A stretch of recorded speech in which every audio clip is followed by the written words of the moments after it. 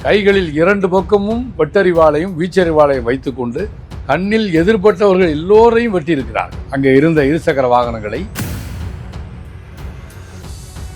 ரத்த காடா இருக்கு, ஊர் முழுவதும் ரத்த காடா இருக்கு. பசங்க வெட்டுப்பட்டு ஓடினவங்க.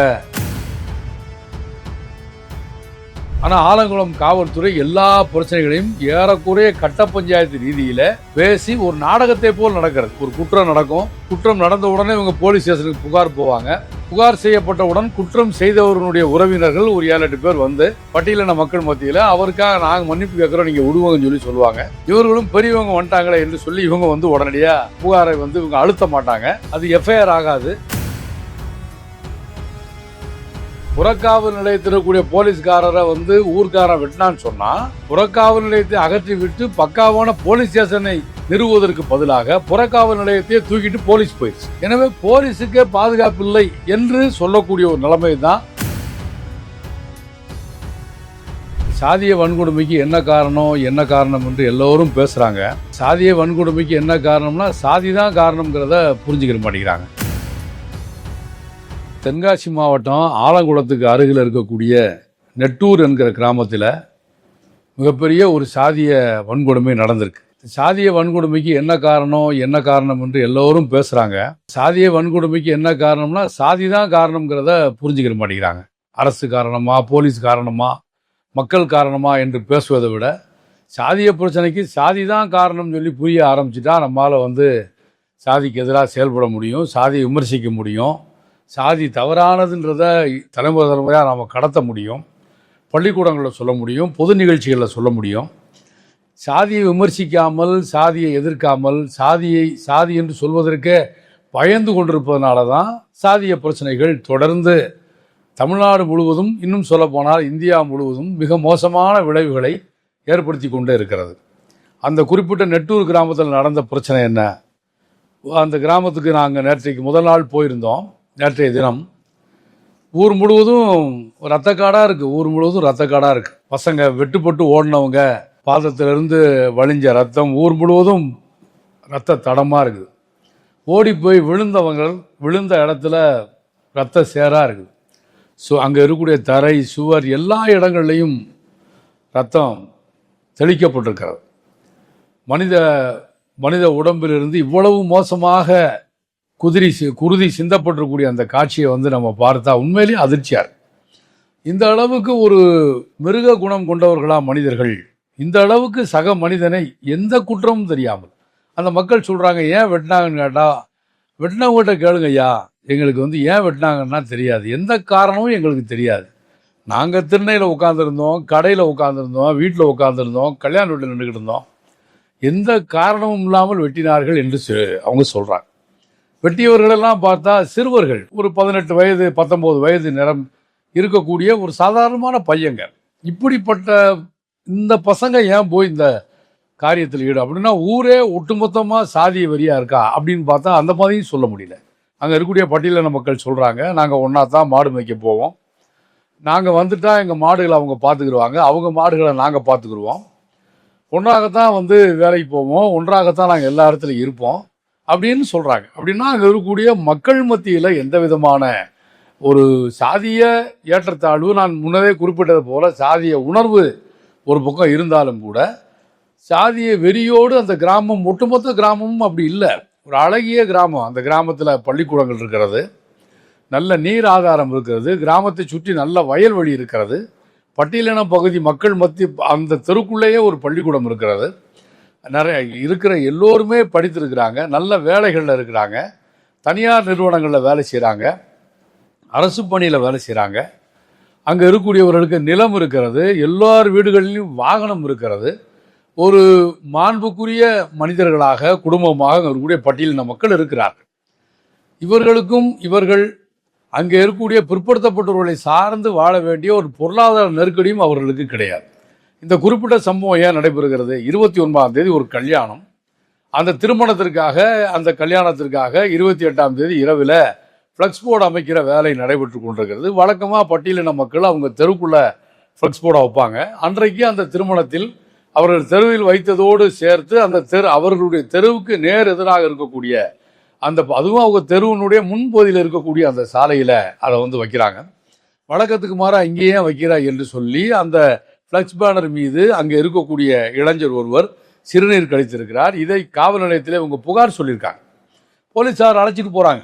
அந்த இளைஞனை அழைத்து கொண்டு போய் அவங்க ஸ்டேஷனில் வச்சிருக்கிறாங்க. அவர் மீது நடவடிக்கை எடுக்க வேண்டும் என்று இங்கே இருக்கக்கூடிய பட்டியலின இளைஞர்கள் அவர்கள் காவல் நிலையத்துக்கும் போகிறாங்க. அங்கே போலீஸார் என்ன சொல்லியிருக்காங்க, தனித்தனியாக புகார் எழுதி கொடுங்க. ஊர் சார்பில் புகார் கொடுத்தா நாங்கள் வந்து விசாரிக்க முடியாது.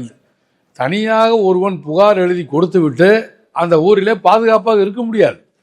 எல்லோருக்கும் தெரிந்த அந்த செய்தி போலீஸாருக்கு தெரிய வேண்டாமா? எனவே நீங்கள் ஊர் சார்பில் நீங்கள் புகார் கொடுத்தா நான் விசாரிக்க முடியாது என்று சொன்னதோடு மட்டுமல்லாமல், இந்த சிறுநீர் கழித்தவனுடைய வீட்டுக்கு நாங்கள் போய் பார்த்தோம். அது ரொம்ப ஏழ்மையான வீடு. அவங்க அப்பா அம்மாவை பார்க்க பாவமாக இருக்குது. அதனால் மன்னிச்சு விட்டுறலாம் என்று போலீஸாரே சொல்லி அனுப்பியிருக்கிறாங்க. இது போன்ற பல 10 சம்பவங்களை, ஏராளமான சம்பவங்களை சொல்கிறாங்க. அங்கே இருக்கக்கூடிய கல்லறை தோட்டத்தில் சிலுவைகளை உடைத்து போடுவது, அங்கே இருக்கிற பட்டியலின மக்கள் பகுதிக்குள்ளே ஆடு மாடுகளை ஓட்டி வருவது, இருசக்கர வாகனத்தில் மிக வேகமாக கண்ணிமைக்கும் நேரத்தில் வேகமாக செல்வது, இப்படி பல குற்றங்களுக்கு பட்டியலின மக்கள் காவல் நிலையத்தில் புகார் செஞ்சிருக்கிறாங்க. ஆனால் ஆலங்குளம் காவல்துறை எல்லா பிரச்சனைகளையும் ஏறக்குறைய கட்ட பஞ்சாயத்து ரீதியில் பேசி ஒரு நாடகத்தை போல் நடக்கிறது. ஒரு குற்றம் நடக்கும், குற்றம் நடந்த உடனே இவங்க போலீஸ் ஸ்டேஷனுக்கு புகார் போவாங்க. புகார் செய்யப்பட்டவுடன் குற்றம் செய்தவர்களுடைய உறவினர்கள் ஒரு 7-8 பேர் வந்து பட்டியலின மக்கள் மத்தியில் அவருக்காக நாங்கள் மன்னிப்பு கேட்குறோம், நீங்கள் விடுவோங்கன்னு சொல்லுவாங்க. இவர்களும் பெரியவங்க வந்துட்டாங்களே என்று சொல்லி இவங்க வந்து உடனடியாக அதை வந்து அந்த புகாரை வந்து இவங்க அழுத்த மாட்டாங்க. அது எஃப்ஐஆர் ஆகாது. அப்படியே கட்ட பஞ்சாயத்து முறையிலே போலீஸார் வந்து இது மாதிரி 1 இல்லை 2 இல்லை, சமீபத்திய நாட்களில் ஏராளமான குற்றங்கள் இப்படி நடந்திருக்கு. அப்போ இந்த குற்றத்துக்கு நாம் யாரை பொறுப்பாக்குவது? ஒரு தவறு செய்தால் தவறுக்கு தண்டனை நடவடிக்கை எடுக்கப்பட்டிருந்தால் இது போன்ற சம்பவம் நடைபெறாது. இந்த ஃப்ளக்ஸ் பேனர்கள் வைத்தார் என்பதற்காக அது சிறுநீர் கழித்தவரை போலீஸார் ஏழை, அப்பா அம்மா பார்த்தா பாவமாக இருக்கு என்று விடுவிச்சிடறாங்க. விடுவித்த கொஞ்ச நேரத்தில் அதோடு சம்பந்தமில்லாத ஒரு 7-8 பேர் அவர்கள் முகத்திலே ஒரு துணியை கட்டி கொண்டு சினிமா பாணியிலே அவர்கள் முகத்திலே முகமூடி என்பதை போல் ஒரு டவலை, ஒரு துண்டை கட்டி கொண்டு மிக வேகமாக அவங்க பைக்கில் வர்றாங்க. அந்த காட்சியெல்லாம் சிசிடிவி கேமராவிலே பதிவாயிருக்கிறது. கைகளில் 2 பக்கமும் வெட்டறிவாளையும் வீச்சறிவாளையும் வைத்துக்கொண்டு கண்ணில் எதிர்பட்டவர்கள் எல்லோரையும் வெட்டியிருக்கிறார்கள். அங்கே இருந்த இருசக்கர வாகனங்களை நம்மால் கண் கொண்டு பார்க்க முடியவில்லை. வெட்டப்பட்டவர்களுடைய கைகள் கால்கள்லாம் பாலமாக பிளந்திருக்கு கிராமத்தில் சொல்கிற அடிப்படையில். ஃபேஸ்புக்கில் அந்த படங்களை போட்டால் ஃபேஸ்புக் இந்த படங்களை ரிஜெக்ட் செய்கிறது, பார்ப்பதற்கு சென்சிட்டிவாக இருக்குது என்று ஃபேஸ்புக் சொல்கிறார். அப்படி என்றால் நேரடியாக அவர்களை பார்க்கிற போது எப்படிப்பட்ட நிலைமை ஏற்படும்? அந்த மக்களிடம் நாங்கள் கேட்டோம். இப்படி தொடர்ச்சியாக வன்முறை நடைபெறுகிறதே, இதை தீர்ப்பதற்கு என்ன செய்வது என்று கேட்கிற போது மக்கள் ஒட்டுமொத்தமாக சொல்வது, பட்டியலின மக்களுடைய குடியிருப்புக்கு அருகிலே ஒரு பன்றி குடிசை இருக்கிறது, பன்றி குடிசை. இதை வழக்கமாக பன்றிகளை பட்டியலினத்து மக்கள் தான் வளர்ப்பார்கள். ஆனால் இந்த நெட்டூர் கிராமத்தில் அங்கே இருக்கக்கூடிய ஒரு பிற்படுத்தப்பட்டவர் தான் இந்த பன்றிகளை வளர்க்கிறார். ஒரு புறம்போக்கு இடத்துல மிகப்பெரிய இடங்களை ஆக்கிரமிப்பு செய்து அதில் நூற்றுக்கணக்கான பன்றிகளை அவர் வளர்க்கிறார். தினசரி அல்லது 2 நாளுக்கு ஒரு முறை பன்றி இறைச்சியை எடுத்து அவரே சமைத்து அங்கே எனவே சட்டவிரோதமாக ஒரு பாரை போல அது இயங்கி வருகிறார். ஒரு மதுபான கடையை போல சட்டவிரோதமாக இயங்குகிறார். நான் சொல்கிறேன், இந்த ஊர்லேருந்து 2 கிலோமீட்டர் தான் போலீஸ் ஸ்டேஷன். அப்படின்னா 2 கிலோமீட்டர் கூடிய நகரத்தை நாங்கள் போய் பார்க்குற போது அவ்வளவு பிளாஸ்டிக்கு கிளாஸு, எல்லாமே தண்ணி அடித்த கிளாஸ், எல்லாருமே மது அருந்திய கிளாஸ். அப்படின்னா 2 கிலோமீட்டருக்கு அருகிலே இருக்கக்கூடிய காவல் நிலையத்துக்கு இந்த பிரச்சனை தெரியாதா? ஒரு அங்கீகரிக்கப்படாத ஒரு ரொம்ப சௌரியமான இடமா இருக்குது. ஒரு ஆலமரத்து நிழல், அங்கே ஒரு பன்றி குடிசை, யாருமே வராத பகுதி. அங்கே போய் உட்காந்து ஒரு 10 பேர் தண்ணி அடிக்க வேண்டி தண்ணி அடித்து விட்டு அவங்க வந்து தலித் குடியிருப்பு வழியாக வருவது என்பது ஒரு வாடிக்கையான செயலாக இருக்கிறது. எனவே சட்டவிரோதமாக அங்கே இயங்கி கொண்டிருக்கிற அந்த பாரை, அந்த பார் போன்ற தோட்டத்தில் இயங்கி கொண்டிருக்கிற பன்றி குடிசையை அகற்ற வேண்டும். அது ஒரு பிற்படுத்தப்பட்டவர் நடத்தி கொண்டிருக்கிறார், புறம்போக்கு இடத்துல நடத்தி கொண்டிருக்கிறார். உண்மையில் அந்த மாவட்ட நிர்வாகத்தை அக்கறை இருக்கும் என்று சொன்னால் உடனடியாக அதை வந்து அப்புறப்படுத்தணும். அந்த ஊரில் ஒரு மிக வேடிக்கையான ஒரு சம்பவமாக இருக்கிறது. அந்த கிராமத்தில் ஒரு புறக்காவல் நிலையம் இருந்திருக்கிறது. புறக்காவல் நிலையத்தில் இருக்கிற போலீஸ்காரரை ஒரு பிற்படுத்தப்பட்ட பகுதியை சார்ந்தவர் ஓராண்டுக்கு முன்னால் வெட்டி இருக்கிறார்.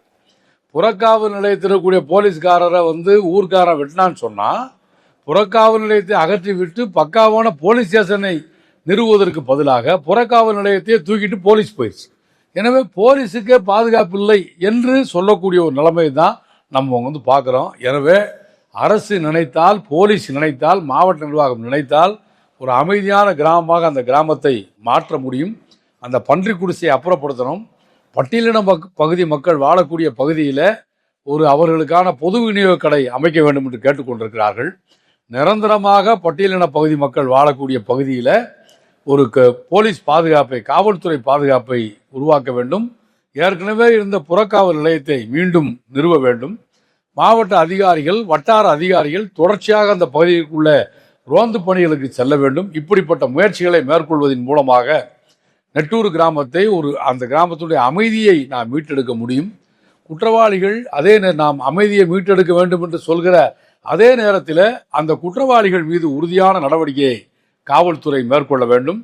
பலர் கைது செய்யப்பட்டிருக்கிறார்கள். கைது செய்யப்பட்டவர்களை சிறையில் அடைப்பது SC/ST வன்கொடுமை தடுப்பு சட்டத்தின் அடிப்படையில் இந்த குற்றம் செய்தவர்களை அந்த குறிப்பிட்ட பகுதியிலிருந்து வெளியேற்றுவதற்கு சட்ட சரத்து இருக்கிறது.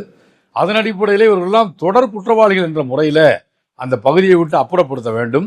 அவர்கள் மீது குண்டர் சட்டத்தை பதிவு செய்ய வேண்டும். பாதிக்கப்பட்ட அனைவருக்கும் நிவாரணத்தை வழங்க வேண்டும். இது நெட்டூர் கிராமத்திலே மட்டுமல்ல, இது எல்லா தமிழ்நாட்டுடைய பல பகுதிகளில் இதே போன்றுதான் வன்முறைகள் நடைபெற்றுக் கொண்டே இருக்கிறது. எனவே இதில் நாம் எதிர்பார்க்கிற மாற்றம் என்பது காவல்துறை உறுதியான நடவடிக்கையை மேற்கொள்ள வேண்டும். சட்டத்தின் அடிப்படையில் 6 மாதத்திலே வழக்கை முடித்து குற்றவாளிகளுக்கு தண்டனை கொடுத்தால் அதுவரை குற்றவாளிகளுக்கு பிணை கிடைக்கக்கூடாது. இதையெல்லாம் அரசு உறுதி செய்தால் நிச்சயமாக சாதி கொடுமைக்கு எதிரான இது போன்ற வன்கொடுமைகள் நடைபெறுவதை நாம் நிச்சயமாக தடை செய்ய முடியும். இது போன்ற அவசியமான நடவடிக்கைகளை அரசு உறுதியான முறையில் மேற்கொள்ள வேண்டும் என்பதுதான் அந்த நெட்டூர் கிராமத்தை சார்ந்த பட்டியலின மக்களுடைய கோரிக்கை. அந்த கோரிக்கையை அவர்களின் சார்பிலே நான் வழிமொழிகிறேன். இந்த கோரிக்கையின்பால் அரசு உறுதியான நடவடிக்கைகளை மேற்கொள்ள வேண்டும் என்று இந்த நேரத்தில் நான் வலியுறுத்துகிறேன்.